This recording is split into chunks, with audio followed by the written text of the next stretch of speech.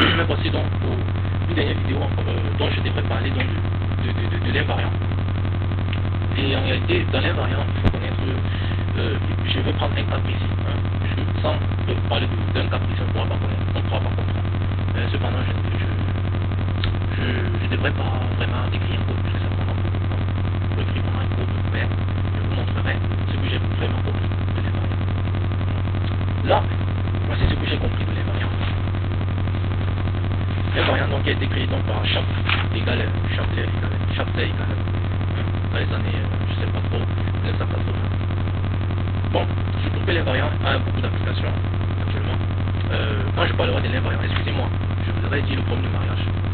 Voilà, parce que l'invariant, c'est une erreur. Problème de mariage, donc, qui a été donc créé par Gall et Chaplet dans les années 1980. Bon, et il y a là plusieurs applications. Notamment, on va donc expliquer ce qu'on comprend, notamment dans l'horizon informatique, dans le réseau en général.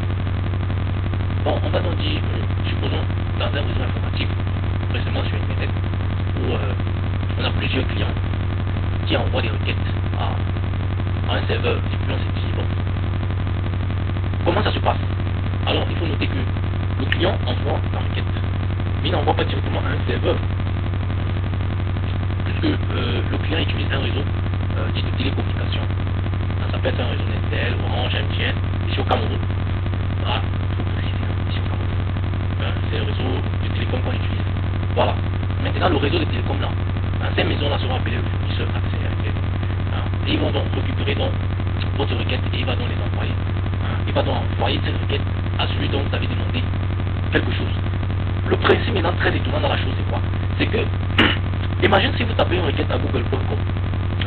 On sait que google.com se trouve à quel niveau. Bon, le client généralement il ne le sait pas. Mais nous, avec quelques recherches sur YouTube, sur Internet, on sait que google.com se trouve généralement à, on va parler de Silicon, on va dire google.com, la maison mère de google.com se trouve là-bas, à San Francisco. Voilà, on va dire comme ça. Mais il y a plusieurs filiales qui sont là de Google, qui sont un peu partout dispersées. Voilà. Et imagine qu'il y a trop de clients, trop de saturation. On envoie des requêtes partout, à google.com, à la maison mère de google.com. Qu'est-ce qui se passe? Tellement la machine va travailler. Et cette machine qui va travailler, les serveurs qui sont en train de travailler au moment d'exécuter. Si par exemple le serveur a, je pense pour, si par exemple le serveur a une mémoire, puisque ce sont l'agrégation des serveurs et des mémoires, on va dire comme ça, qui crée ce qu'on appelle des super machines, des super ordinateurs. Bon, maintenant, si ces machines ont des mémoires, par exemple, supposons, chaque mémoire c'est peut-être 2 gigas, ou 4 gigas, chaque machine, on cette mémoire, on les agrège, on les associe, on les compile là. Et que maintenant, la requête d'un utilisateur, la requête qui demande là, c'est juste une simple mémoire, c'est juste un simple méga. Il tape une requête là, la requête envoie. Mais cette petite requête là doit travailler beaucoup de choses. Doit travailler beaucoup de choses, doit parcourir ses mémoires et tout cela, qui se trouve un peu partout. Et notre client tape encore une autre requête, ça se trouve un peu partout dans l'autre mémoire, je ne sais pas trop. Parfois même il y a beaucoup de choses là. Les autres clients qu'on vient taper, imagine, beaucoup de clients peuvent taper là et que un processeur physique avec une mémoire physique est en train de travailler, grâce à beaucoup de clients qui font ce travail, qui demandent des requêtes, qui font des requêtes. Et maintenant, supposons maintenant qu'il y a que tellement que la machine est saturée dans des travail et qu'il n'y a plus de possibilité d'envoyer une requête dans cette machine. Vous voyez qu'est-ce qui se passe donc? Ça ne sera pas facile, ça ne sera pas évident. Puisque là, il y a ce qu'on appelle la concurrence aussi. Ce qu'on a vu en programmation parallèle, il y a ce qu'on appelle aussi la concurrence. Le problème de la concurrence, il faudra résoudre ce problème. La seule chose pour résoudre ce problème, moi j'ai pensé à cela. Mais ce n'est pas l'objet du coup, aujourd'hui, pour résoudre le problème de la concurrence. Supposons juste comme cela. Alors, le problème maintenant, ça sera de faire quoi? Le problème du mariage. Le fournisseur d'accès à Internet, lorsqu'un client envoie la requête, la vidéo, je voudrais faire simplement une vidéo de quelques minutes. Je voulais éclaircir cela. Lorsqu'un client envoie une requête, on va dire une requête HTTP, si on utilise un navigateur, tout est compétent HTTP. HTTP incorpore tout.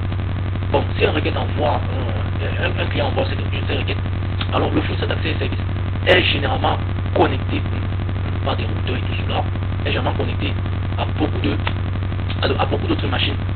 Ça c'est la vérité, il est connecté à beaucoup d'autres machines sur le réseau. Voilà, étant donné donc qu'il est connecté à beaucoup d'autres machines sur le réseau, qu'est-ce qui se passe? Il peut envoyer la requête d'un client à toutes les machines possibles qui sont là sur le réseau. Il envoie la requête à toutes les machines possibles, mais qu'est-ce qu'il veut? Il y a un système d'invariant qui est caché derrière, qui dit que quoi? Qui dit que j'envoie les requêtes à toutes les machines, mais j'ai juste besoin d'un délai. C'est ce qu'on appelle maintenant l'invariant. Dès que le délai est dépassé, on annule. Donc le délai là doit être déterminé. Si j'envoie un paquet à d'autres machines, il va me conduire à Google bien sûr, puisque Google est dispersé partout. Mais j'envoie des requêtes à des machines. Peut-être si je ne suis pas relié directement à Google, parce que Google se trouve très loin, mais je suis relié à un petit réseau qui va encore être relié à un autre petit réseau, qui va encore être relié à un autre petit réseau, etc. Jusqu'à arriver à Google. Voilà. J'envoie donc des requêtes comme ça, de façon aléatoire. Voilà, on va dire comme ça. J'envoie les requêtes à tout. On peut pas dire de façon aléatoire. J'envoie les requêtes à tout. Les machines qui sont là, dans le réseau. Mais qu'est-ce qui se passe? Bon, on suppose seulement on envoie les requêtes à toutes les machines qui sont dans le réseau, mais avec un délai. Dès que le délai là n'est pas conforme à ce qui a été préétabli dans l'exigence, ça forme de l'invariant. Dans l'exigence, qu'est-ce qui se passe? C'est-à-dire, le délai doit être déterminé. Qu'est-ce qui se passe? Alors, on n'a pas d'accusé de réception. On annule l'envoi. C'est-à-dire, on annule l'envoi. On peut faire donc tant que le délai n'est pas respecté, tant que le délai n'est pas respecté, on annule l'envoi. On annule l'envoi, c'est-à-dire le paquet, on annule l'envoi. Sinon, maintenant, sinon, par exemple, le délai est respecté, qu'est-ce qui se passe? Un accusé de réception est bien arrivé chez nous, est bien arrivé à Orange Petit Public. Le paquet a été envoyé à tel serveur. Voilà, le paquet a été envoyé à tel autre serveur, le paquet a été envoyé à tel autre serveur. Et c'est comme cela qu'il y a problème de mariage. On va dire préférence. Et on va dire que c'est utilisé là. On va parler il y a donc le débit qui intervient. Bon, pas le débit, parce que le débit c'est le nombre de bits qui se déplacent par seconde. On va parler plutôt de quoi? On va parler de la bande passante. La bande passante c'est quoi? La bande passante c'est en réalité le signal numérique qui est en train d'être, on va dire, en train d'être traité. C'est-à-dire le signal numérique qui est en train d'être travaillé. C'est-à-dire lorsqu'il y a travail, lorsqu'il y a l'exécution, on peut numériser cela de façon numérique, de façon binaire. Pas de façon binaire, de façon discrète. Voilà. Et là, il y a des bandes passantes. Voilà. Il y a des bandes passantes qu'on peut déterminer.